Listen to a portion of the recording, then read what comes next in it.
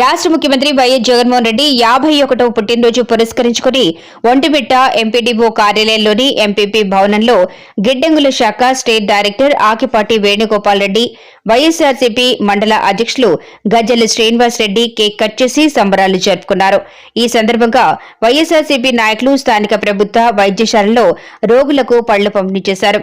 అనంతరం వైసీపీ నాయకులు నల్గొండ వెంకట సుబ్బారెడ్డి, రాజగుడిపల్లి ఎంపీటీసీ నల్లగొండ లక్ష్మీదేవి మాట్లాడుతూ ఇలాంటి ముఖ్యమంత్రిని ఆదర్శంగా తీసుకుని దేశంలోనే ముఖ్యమంత్రులు ఆకర్షితులై పథకాలను కొనసాగిస్తున్నారు అని తెలిపారు.